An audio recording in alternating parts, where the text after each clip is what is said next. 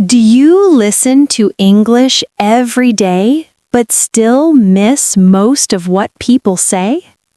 Today, we will help you become a stronger English listener. You will learn 5 simple techniques to help you understand more when you listen. Welcome to EnglishShadowLab. I am Lina, and I am so happy you are here with me today.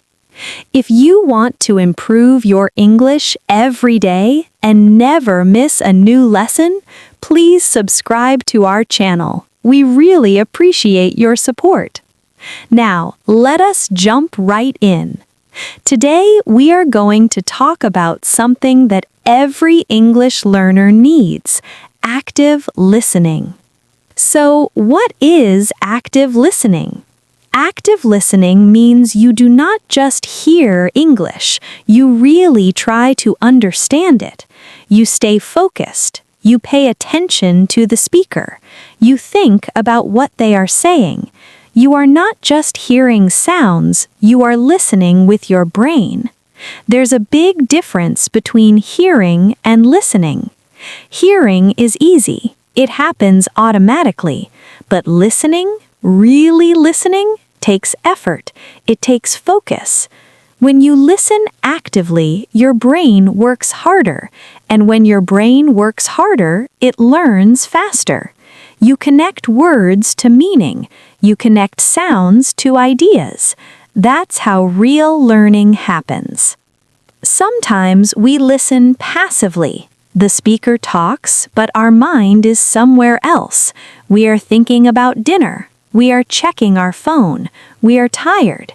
In that moment, the words go in one ear and out the other. Nothing stays. But active listening is completely different. When you are an active listener, you give your full attention to the speaker. You think about what they are trying to say. You ask yourself, what is the main idea here? What does this person want me to understand? This kind of listening builds your English faster than any textbook. So remember, active listening is about focus, about thinking while you listen, and about understanding ideas, not just words. Now let us look at the 5 techniques that will make you a much better listener. Technique 1. Predict before you listen. To predict means to make a smart guess about what will happen before it happens. When you predict before listening, you prepare your brain. You get it ready for the words and ideas that are coming. This is very helpful because when your brain already has some ideas in its head, it can catch the meaning much faster when the speaker talks. Let me give you an example. Imagine you are going to listen to a podcast about food. Before you press play, you stop and ask yourself, will they talk about cooking? Will I hear the names of fruits or vegetables? Will they talk about taste? Sweet, spicy, salty? When you think like this before listening, your brain becomes active. It is already prepared. So when you hear those words, you understand them immediately. Here's another example. You are about to watch a video about travel. Before the video starts, you stop and ask yourself, what words will I hear? Ticket? Passport? Airport? Flight? Even if your guess is not completely right, that's okay. The important thing is that your brain is warming up. Think of it like exercise. Before you run, you warm up your body so it can move better. Before you listen, you warm up your brain so it can understand better. So try this simple habit. Before you listen to anything, stop for just 10 seconds. Ask yourself, what is this about? What do I think I will hear? That small step makes a big difference. Technique 2. Listen for main ideas, not every word. This is one of the most important things I want you to hear today. Many learners make the same mistake. They try to understand every single word. And when they hear a word they do not know, they stop. They panic. They feel lost. But here is the truth. You do not need to understand every word to understand what someone is saying. Native speakers use new words, idioms, and expressions all the time.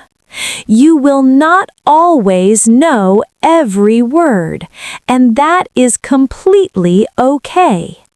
Instead of focusing on every word, focus on the big picture.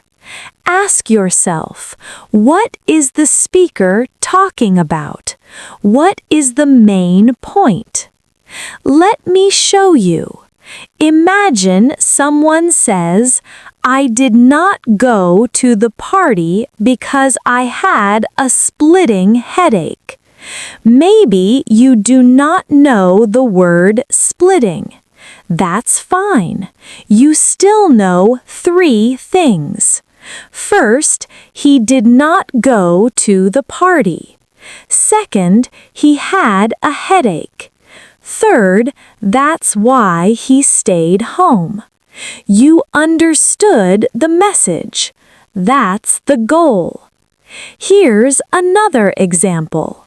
We ran into some unexpected delays at the airport, but we finally made it to Paris last night.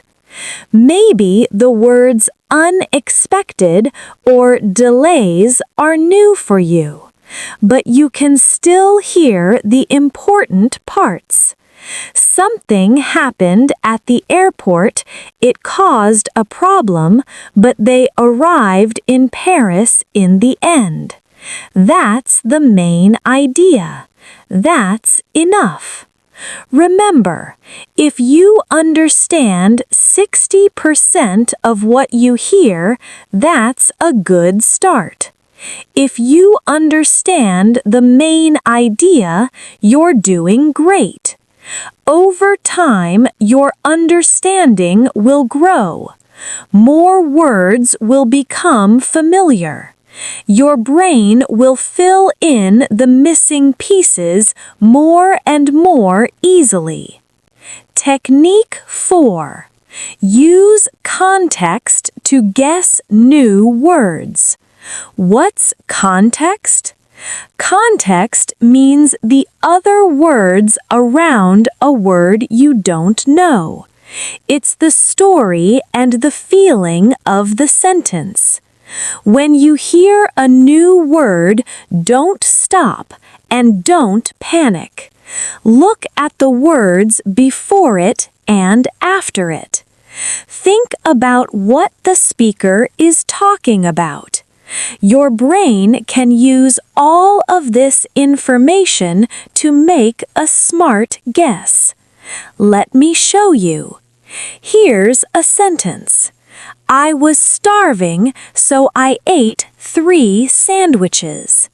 Maybe you do not know the word starving, but think about it. She ate 3 sandwiches. So starving probably means very, very hungry. And that's right. Starving means extremely hungry. You understood the word without knowing it before. You used the context, the words around it, to guess the meaning. Let us try one more. We had to cancel the picnic because it started pouring. Maybe you do not know the word pouring, but you know it's a picnic. You know they had to cancel it. So what does pouring mean? It means heavy rain, raining a lot. You did not need a dictionary. You just needed to think about the situation. That's exactly how native speakers do it too. Even in your own language, you often guess words from the context around them. So next time you hear a new word, don't stop. Keep going. Listen to the whole sentence. Think about the topic. Ask yourself, what could this word mean? Your brain is smart. Trust it. Use context. That's how good listeners understand more, even when some words are new. Technique 5. Don't multitask. Stay focused. Multitasking means trying to do 2 or more things at the same time. For example, listening to English while checking your phone, watching a video while cooking dinner, playing English audio while writing an email. This might sound like a good idea because you're busy and you want to save time, but here's the truth. Multitasking does not work well for learning. When your brain is trying to do 2 things at once, it can't focus fully on either one. You miss words. You forget what you heard. Nothing goes deep into your memory. Your brain needs full attention when it's learning a language. Even 10 to 15 minutes of focused listening is much more powerful than 1 hour of distracted listening. So, what should you do? Create a short English time every day, just 10 to 15 minutes. In that time, do only one thing. Listen carefully. No phone, no distractions, just you and the English. You can close your eyes, you can look at the speaker's face if it's a video, just be present. Think of it like a conversation with a good friend. When your friend is talking to you, you do not look at your phone. You look at them. You listen. You care. Treat English the same way. Give it your time. Give it your full attention. Even a few minutes every day of real focused listening will make a big difference over time. So let's review the 5 techniques. 1.